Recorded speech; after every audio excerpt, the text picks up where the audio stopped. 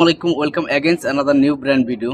আসলে যারা কুয়েতের জন্য অ্যাপ্লাই করে রাখছেন, ইতিমধ্যে কিন্তু অনেক ভাই ব্রাদার হচ্ছে কপি পাইছেন অথবা হচ্ছে ভিসাও পাইছেন, কিন্তু মেন পাওয়ার হচ্ছে না। এটার জন্য কিন্তু অনেক অপেক্ষা করতেছেন, বা কেউ পাসপোর্ট জমা দিয়ে রাখছেন দীর্ঘ টাইম, 5 মাস 6 মাস 1 বছর এমনও হয়ে গেছে যে পাসপোর্ট জমা দিয়ে রাখছেন, তাদের ভিসাও হচ্ছে না, পেপার হচ্ছে না। একটা কৌতূহল, কুয়েতের ভিসা কবে চালু হবে, বা কুয়েতের মেন পাওয়ার গুলো হবে কবে সচল হবে, বা কবে কাজ করা শুরু করবে।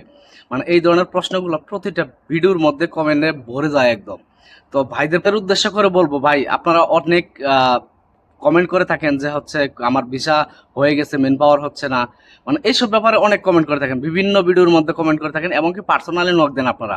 অনেকে আমাকে পার্সোনাল নক দিয়েছেন যে আসলে ভিসা নাকি হচ্ছে আগস্টের 1 তারিখ থেকে শুরু হবে, বা হচ্ছে আগস্টের 1 তারিখ থেকে যে মেন পাওয়ার গুলো আটকে আছে এগুলা সচল হবে। দেখেন ভাই, আমি সত্যি একটা কথা বলতেছি, মিথ্যা কোনো কথা না ভাই। দেখেন, এইভাবে নির্দিষ্ট করে কেউ বলতে পারবে না ভাই 1 তারিখ থেকে হচ্ছে ভিসাটা আবার চালু হবে, বা ভিসাটা বের হবে, বা মেন পাওয়ার গুলা হচ্ছে দিবে আগে, মানে আগে যেগুলো আটকে আছে এগুলা কেউ বলতে পারবে না। আমরা ইউটিউবের মধ্যে ভিডিও আপলোড করি, আপনারা দেখেন কুয়েতের ভিতরে যতটুকু জানি, যতটুকু শুনি, ওইটার উপরে ভিত্তি করে আমরা ভিডিও আপলোড করি।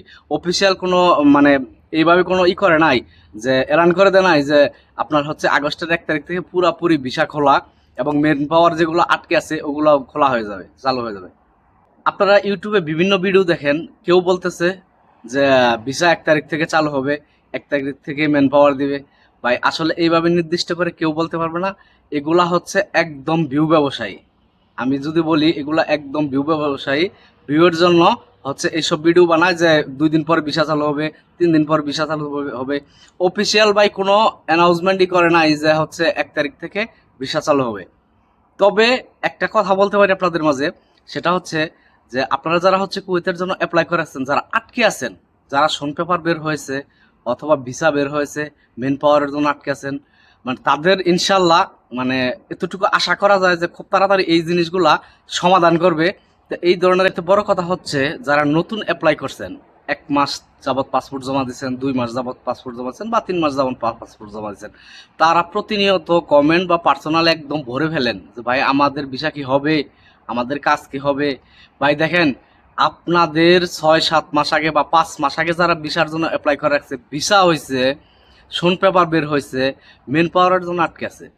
তো আপনারা যেহেতু 1 মাস 2 মাস যাবত আপনারা পাসপোর্ট জমা দিচ্ছেন, সেক্ষেত্রে আপনাদের অপেক্ষা ছাড়া আর কোনো কাজ নাই। কারণ এই কুয়েতের সিস্টেম চলে তাদের মানে নিজের ইচ্ছাকৃতভাবে।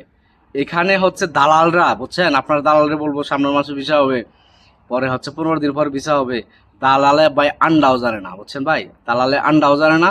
ওই দালালে আপনাকে হচ্ছে এইভাবে শিউর দিয়ে আপনার 2 মাসের ভিতরে ভিসাও নিয়ে দিতে পারবে না। কথা আছে না, আমরা শুনছি যে মানে অনেক টাকা পয়সা থাকলেই কখনো কিন্তু ওই ইউরোপে যাওয়া যায় না, ঠিক এমনটাই ভাই। টাকা সৌদি বাহারাইন বলেন আর যাই যেই দেশে বলেন না কেন, আপনার রিজিকে থাকতে হবে ভাই, বুঝছেন।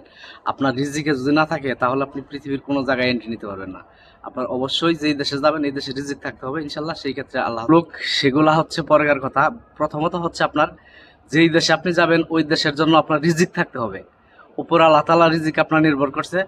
ইনশাল্লাহ অপেক্ষা করেন, সবুরের ফল অনেক মিষ্টি হয়, এটা তো মানেন আপনারা। তো এই আর কি, এটা নির্দিষ্ট কোনো ডেট নাই যে কবে ভিসা খোলা হচ্ছে, কবে হবে। তো যে যেখানে থাকেন ভালো থাকেন, সুস্থ থাকেন, সুন্দর থাকেন।